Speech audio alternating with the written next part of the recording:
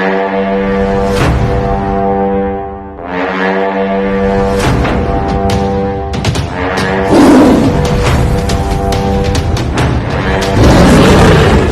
nos derrame a sua palavra, a sua unção essa noite. Em 1 João capítulo 2, primeira epístola de João, no capítulo 2, no verso 20, nós começamos este culto entendendo que esta palavra tem algo bem interessante para nós. Estava pensando e tenho me debruçado nesses últimos dias na presença do Senhor, na sua palavra. Tenho escrito bastante sermões e eu tenho pensado muito sobre este tempo que nós chamamos o tempo da unção. Separamos para chamar sobre a unção.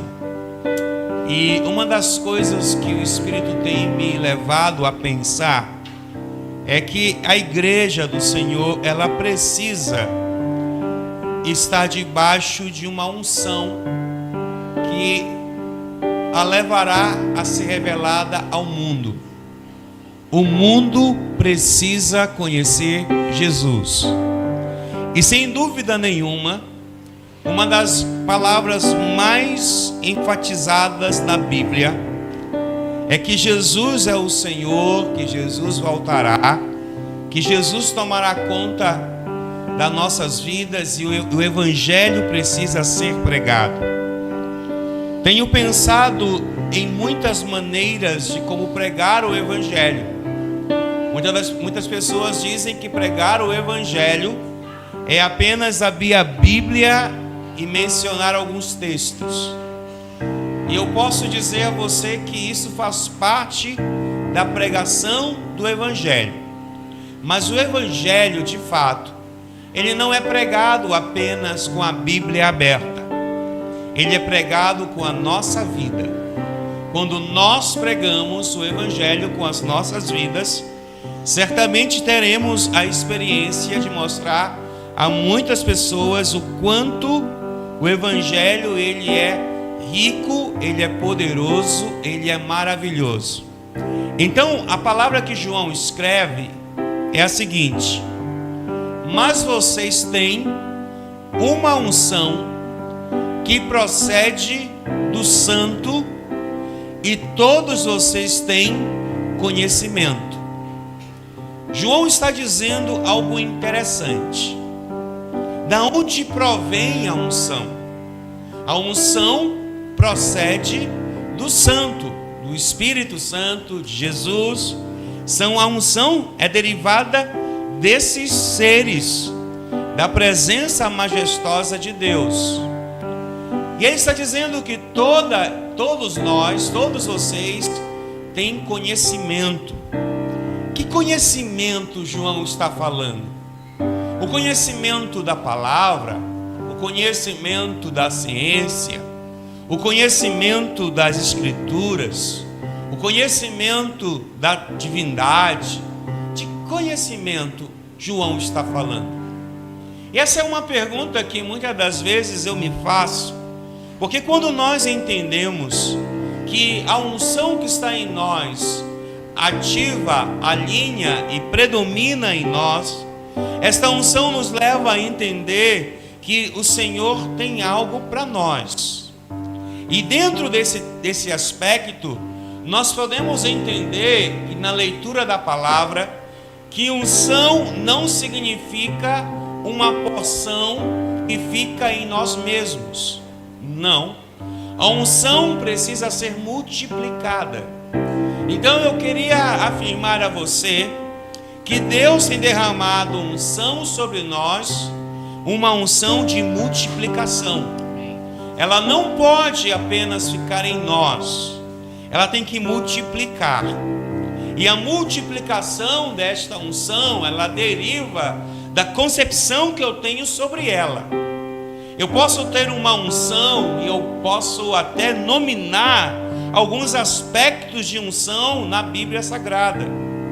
poderia usar a unção nominada por Jesus em Lucas capítulo 1:4, quando ele diz que esta unção está na minha vida, ou ela está sobre mim. Sobre mim significa um manto, ou sobre mim significa uma porção. Então eu tenho uma unção na minha vida, uma unção compartilhada comigo e com muitos seguidores de Jesus, para que essa unção seja multiplicada. E qual é a ideia de uma unção multiplicada?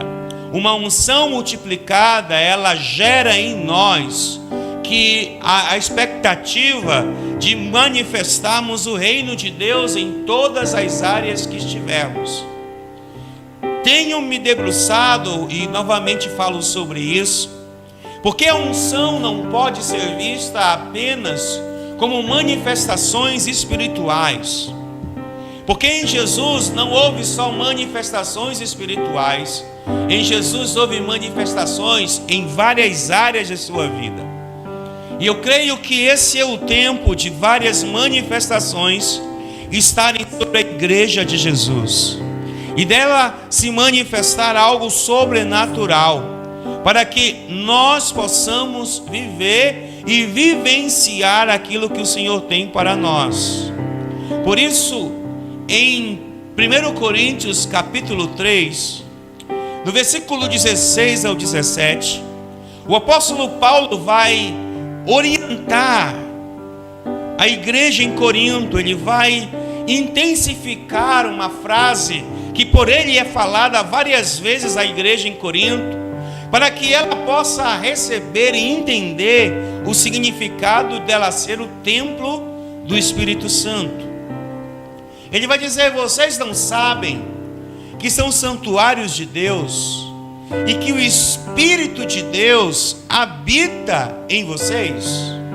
Ele está salientando e dizendo o seguinte: você, Corinto, você, centro cristão, você, igreja do Senhor, você não sabe que o Espírito Santo habita em você? E essa habitação, e para que essa habitação ela serve? Qual é a finalidade dessa habitação? Versículo 17, por favor. Se alguém destruir o santuário de Deus, Deus o destruirá, pois o santuário de Deus, que são vocês, é sagrado. Então, o que Deus está dizendo através do apóstolo Paulo? Hoje sabemos que somos templo, e se somos templo, somos pertencentes a Deus de uma forma sobrenatural. Então, se pensarmos um pouco e analisarmos um pouco o que está escrito aqui, nós saberemos e exerceremos um papel de muito protagonismo dentro daquilo que Deus espera de nós. Porque Deus espera de nós um protagonismo. Deus espera de nós uma manifestação do Espírito em áreas absolutamente talvez impensadas pelos religiosos. Muitos religiosos talvez digam que não podemos ser protagonistas do Espírito Santo nas ciências, na sabedoria, no conhecimento, no intelecto, em tantas outras áreas, porque parece que toda a unção de Deus derramado a nós só serviria para a atuação dentro da eclésia ou da eclesia. Não, a unção de Deus é necessária e é permitida a nós para mostrar às pessoas lá fora que nós servimos um Deus poderoso, um Deus magnífico. E por isso o Espírito Santo nos habilitará e nos dará habilidade. Nós tornaremos homens e mulheres hábeis em muitos segmentos da sociedade, porque precisamos ser hábeis na sociedade, porque o mundo precisa ver que em nós existe o Espírito do Senhor. A exemplo de tantos homens e mulheres biblicamente já mencionados nessas ministrações na qual temos feito, como José, como Daniel, como Esther, como tantas outras pessoas que foram levantadas por Deus, para trazer sobre essa geração a sabedoria de Deus. Então, uma das coisas que o Senhor tem falado no meu coração é: levante-se como um homem cheio do Espírito Santo em todo lugar que você estiver. Ser cheio do Espírito Santo não é só falar em línguas. Ser cheio do Espírito Santo não é só ler a Bíblia e conhecê-la. Ser cheio do Espírito Santo não é só saber pregar. Ser cheio do Espírito Santo é ser alguém que o Senhor pode usar em todo e qualquer lugar, sem Ele ter nenhum tipo de resquício ou medo de usar, porque nós estaremos aptos a sermos usados por Deus. Uma das coisas que tem chamado o meu coração e tem queimado o meu coração é o que o Senhor diz lá no Salmo 1, quando o Senhor nos ensina a buscar a sua palavra, quando o Senhor nos ensina a meditar na sua palavra, quando o Senhor nos capacita em dizer que existe algo que vai nos separar do mundo, e não é somente essa concepção que nós temos de espiritualidade. Esses dias, conversando com um homem muito sábio e muito espiritualista, eu percebi que os espiritualistas são diferentes dos espirituais. Os espiritualistas conhecem muito sobre a sensibilidade do que é espiritual, mas os espirituais não. Os espirituais têm em si a revelação do que é espiritual, têm em si o que é a revelação do que é servir, do que está compartilhando a presença de Deus. Então, no Salmo 1, eu gostaria que colocasse aí o versículo 12, por gentileza. E é uma coisa interessantíssima quando o salmista escreve uma coisa que me chama a atenção. Ele vai dizer que a satisfação daqueles que andam com Deus está na lei do Senhor, e nela investe tempo meditando, investe tempo lendo, investe tempo estudando, investe tempo captando todas as riquezas por trás das letras, para que essas riquezas se tornem algo muito maior do que imaginamos.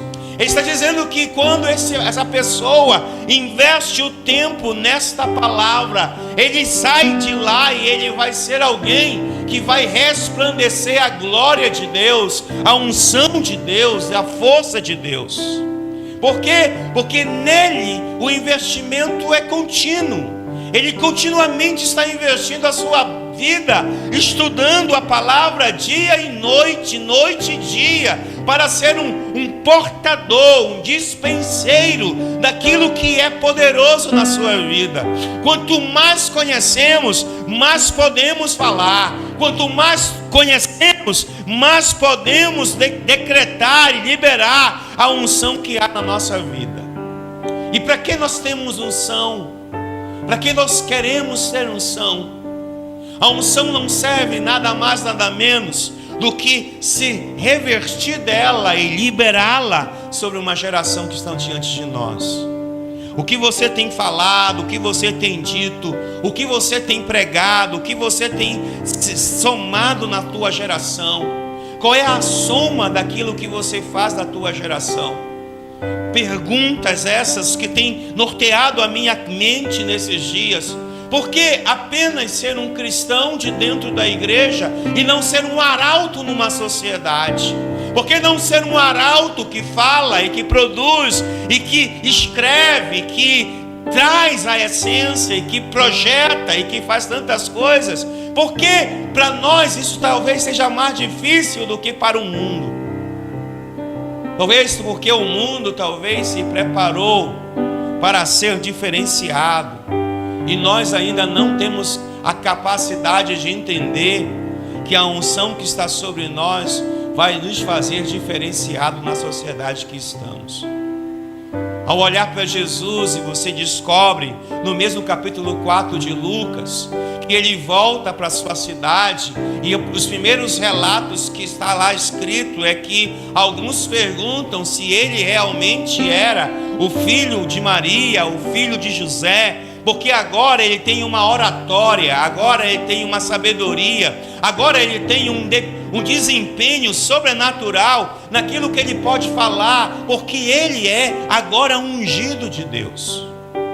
Uma sociedade na qual nós vivemos precisa urgentemente de homens e mulheres temente a Deus, mas que seja sábio, que seja inteligente, que tenha conhecimento e que norteie também a vida de muitos cristãos e não cristãos. Nós que estudamos, lemos muito. Todo mundo que estuda, lê muito. Todo mundo que quer escrever um artigo, que quer escrever um TCC, que quer escrever qualquer coisa, lê demais. Lê coisas que nem quer ler.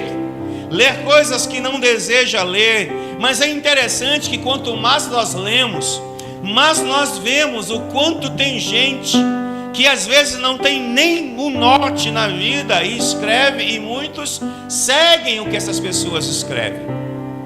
Quando nós lemos livros pedagógicos, livros teológicos, às vezes livros de várias áreas, a gente se percebe dizendo: Senhor, como é que essa pessoa escreveu tal coisa?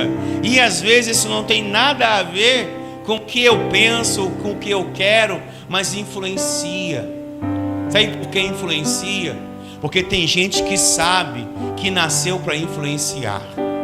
E a igreja precisa influenciar a sociedade na qual ela vive. Qual é a influência que você tem feito como igreja? O que as pessoas têm parado para olhar para você, olhado para mim e dito assim: olha, esse cara, esta mulher, este homem, ele tem um conteúdo interessante. Esses dias eu estava lendo um livro de um pastor da Assembleia de Deus em Belém, que é desembargador e é pastor, escreveu um livro e ele mandou para mim. E eu estava vendo um pouquinho sobre o que ele estava escrevendo. Eu digo: Deus, que sabedoria poderosa. Um desembargador que poderia fazer um monte de coisa está escrevendo sobre o jurídico e a Bíblia. Como isso é importante.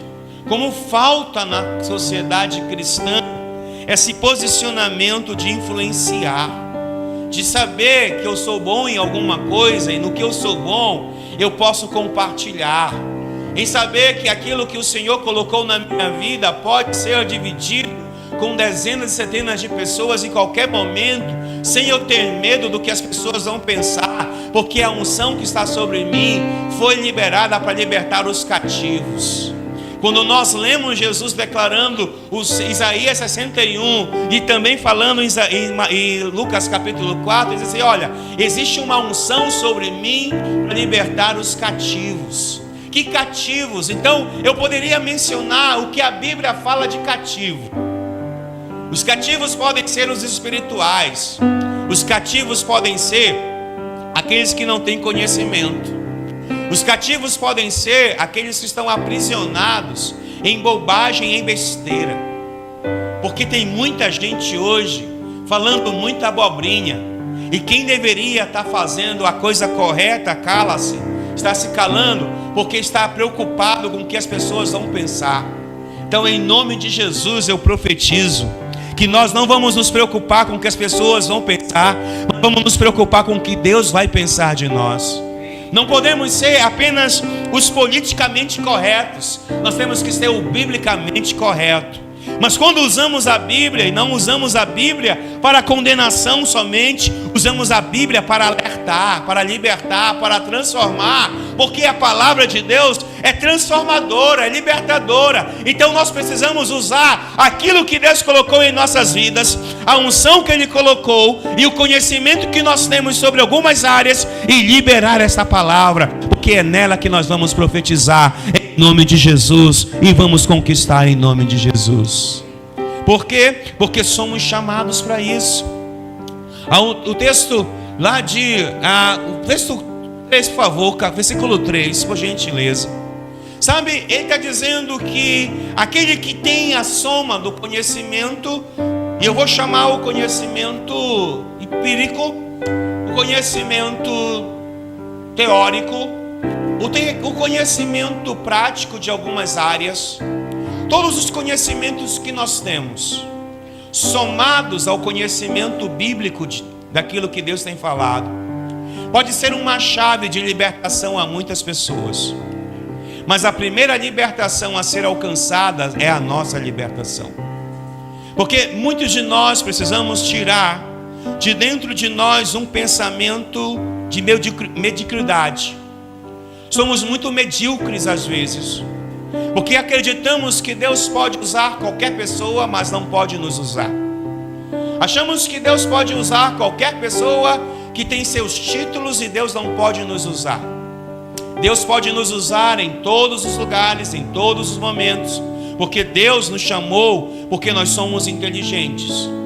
Deus não nos chamou para que fôssemos apenas membros de uma igreja. Eu fico a pensar, todos nós, com os nossos títulos de graduação, pós-títulos e etc e tal, o quanto Deus poderia nos usar mais poderosamente nessas áreas. O quanto poderíamos respaldar muito mais a nossa fé.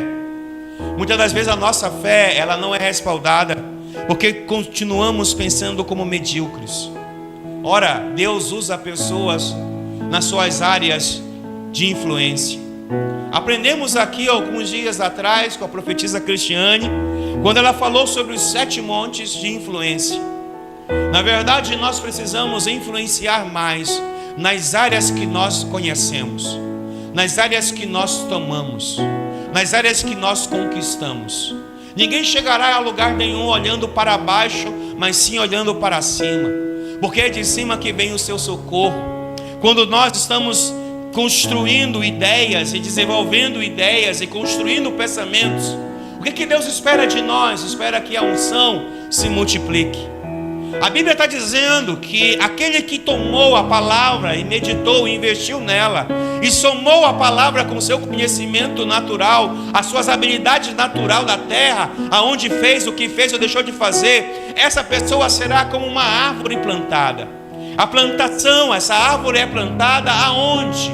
Essa árvore no texto bíblico é plantada junto à margem das águas. Mas eu quero dizer para você que esta árvore, que é você e eu, somos plantados numa sociedade que precisa olhar para nós e comer do fruto que nós temos.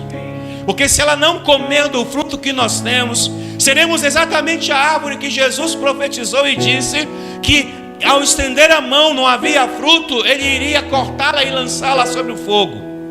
Eu quero dizer a você nesses dias que não importa a área que você esteja, não importa qual seja o lugar que você esteja, a soma do seu conhecimento natural adquirido no dia a dia da sua vida, mas a soma do conhecimento da unção de Deus o levará a ser visto e ouvido e percebido.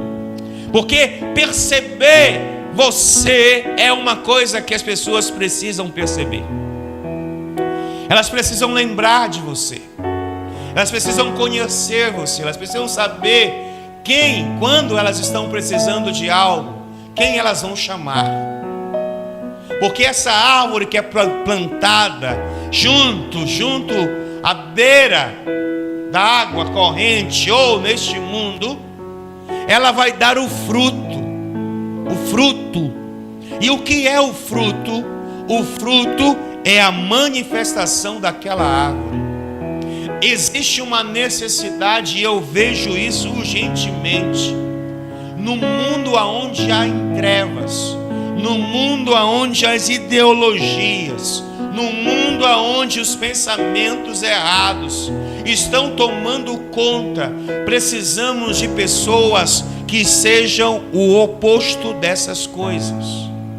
Precisamos de pessoas que escrevam com sabedoria bíblica, que escrevam com entendimento bíblico, que usem seu conhecimento adquirido nos campos das escolas, nas salas da faculdade, que somem conhecimento e a unção seja liberada.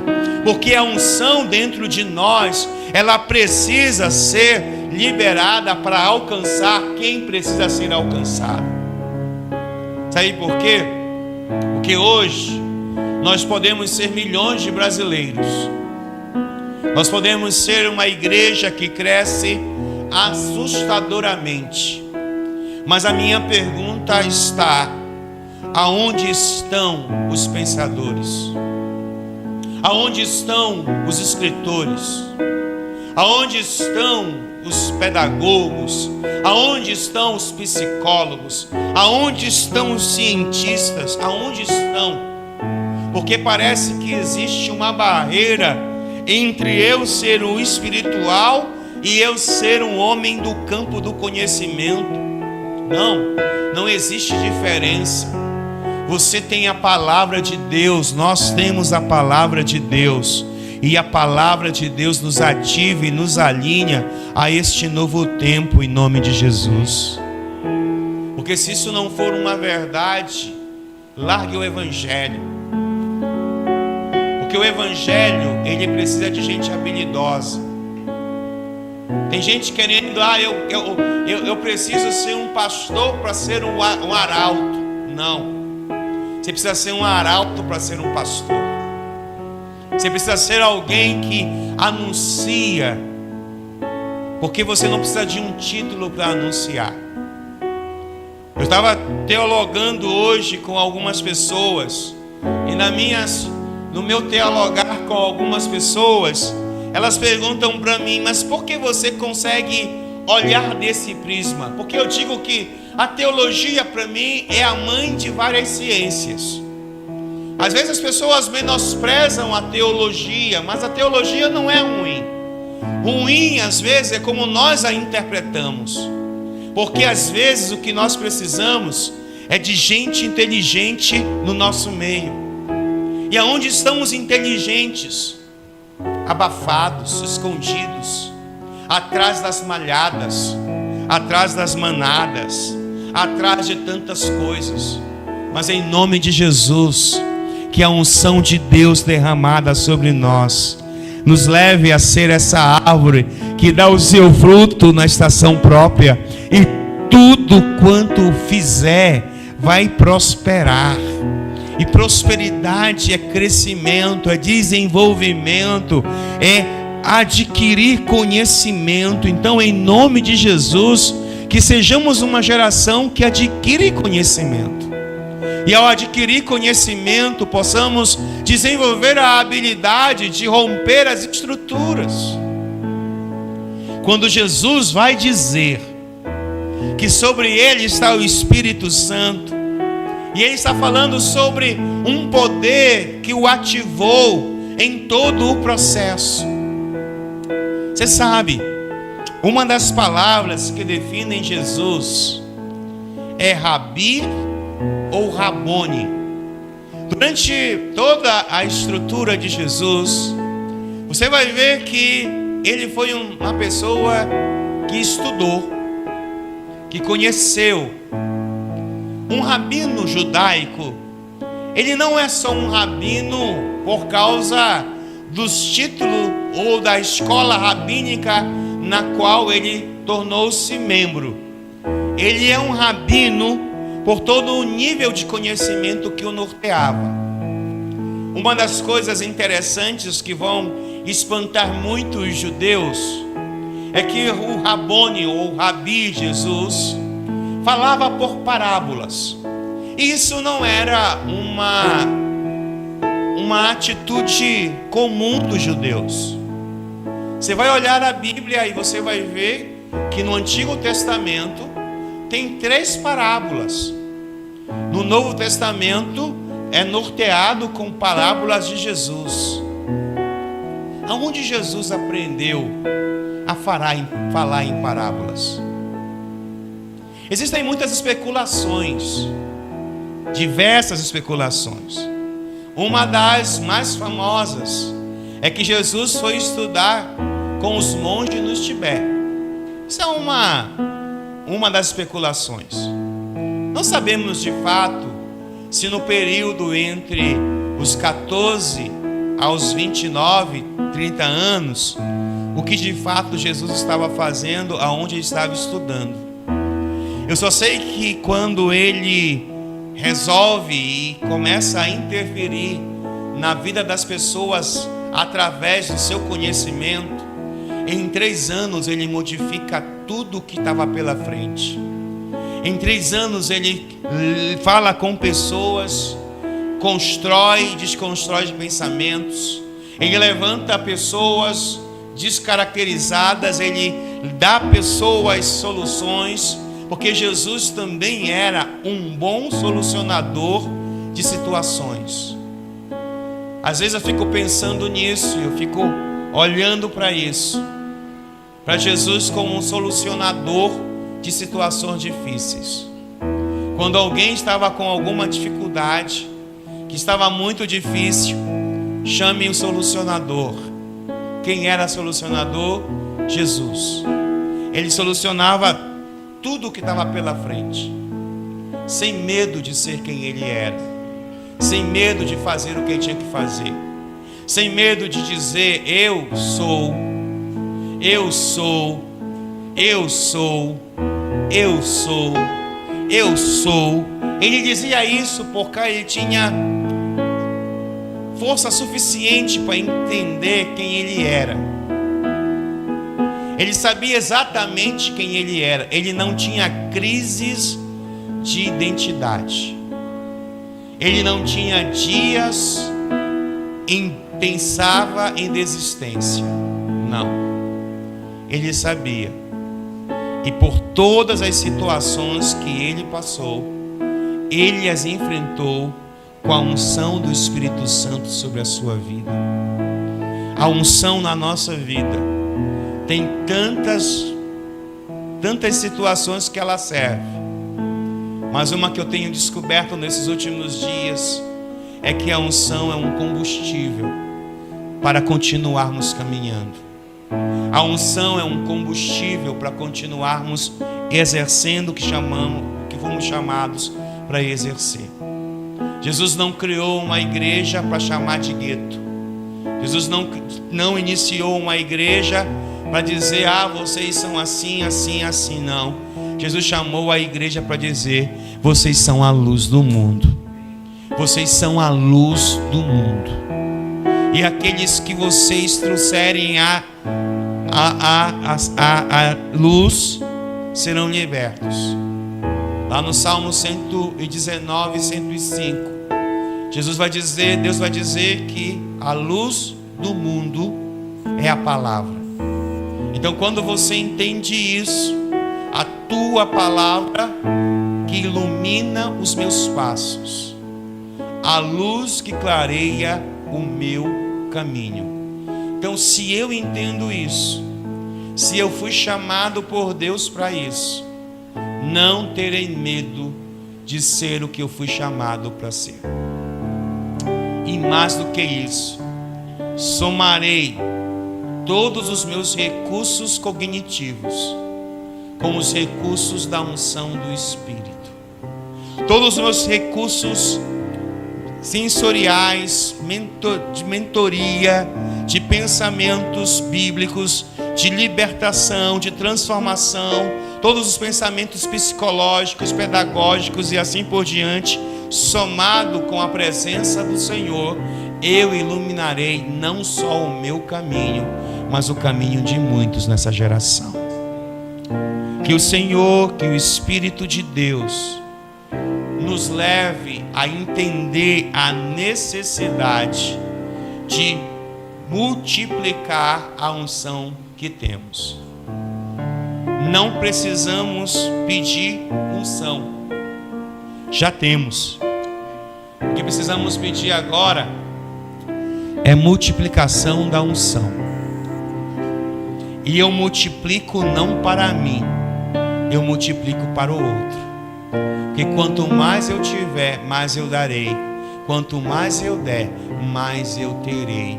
Porque é melhor dar do que receber. Nessa chave liberada, a igreja caminhará e produzirá coisas que ainda impactarão o mundo. O mundo jaz no maligno e não há dúvida sobre isso. Mas a igreja ainda está no mundo. A a igreja ainda faz diferença no mundo. E a igreja não é uma placa, a igreja não é um templo, a igreja somos nós. Então, aonde nós formos, aonde nós formos enviados, multiplicaremos a unção de Deus, sem medo, sem medo. Porque o medo nos atrapalha demais. Porque a covardia nos faz retroceder. Porque às vezes achamos que não somos capazes. Mas a capacidade, literalmente, é nos dada por Deus. Somando o dom com o talento, haverá a multiplicação da glória de Deus. Muitos de nós temos dons, muitos de nós temos talentos.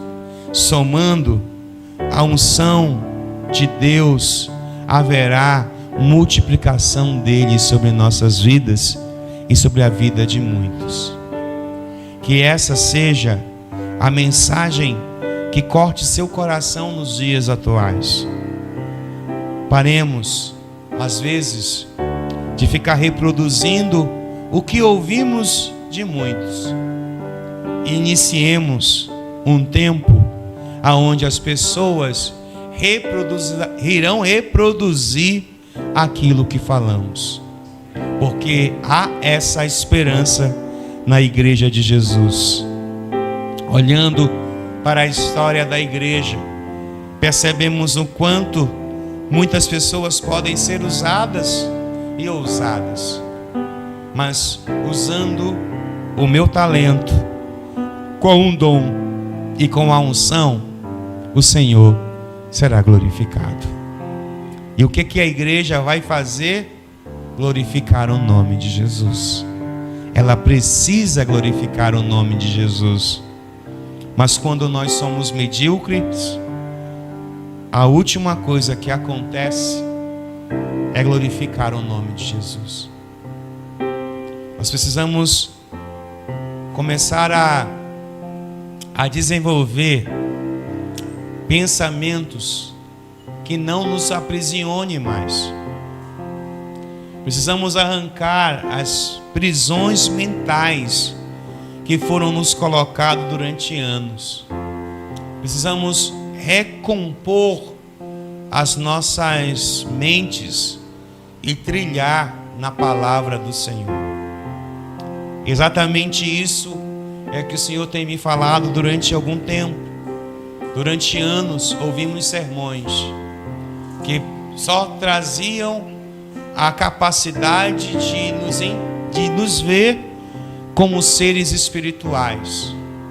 Mas nós precisamos agora de sermões que nos digam que nós somos seres espirituais, mas que ainda estamos nessa terra. E essa terra precisa olhar para nós e ver a unção de Deus nas áreas de atuação da igreja. Porque senão a igreja será apenas aquele povo menosprezado pelo mundo.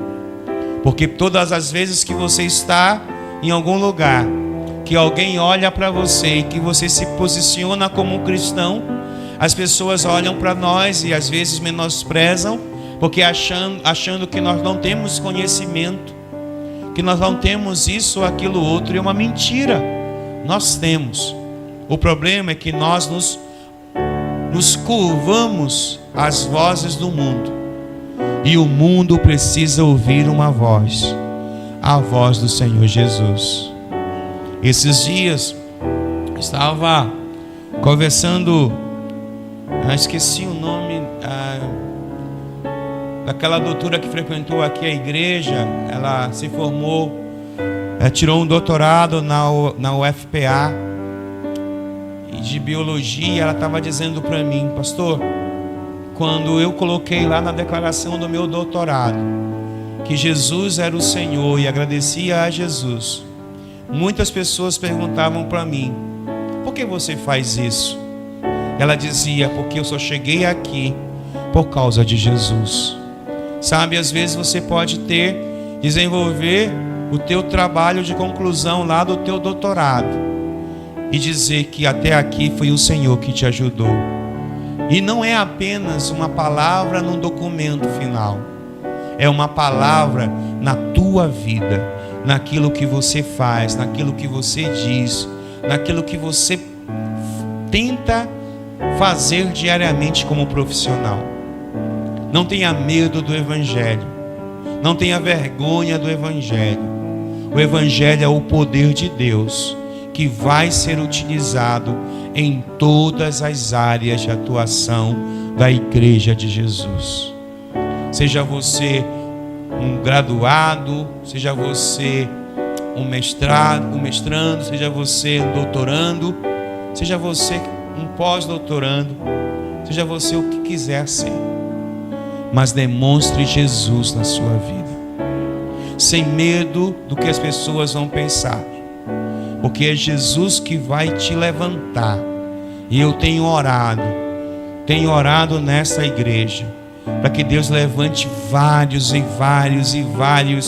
homens e mulheres com títulos, mas que os seus títulos não fiquem apenas nas gavetas, mas que os seus títulos sejam instrumento de salvação, de conhecimento, de transformação, porque a unção de Deus está sobre nossas vidas.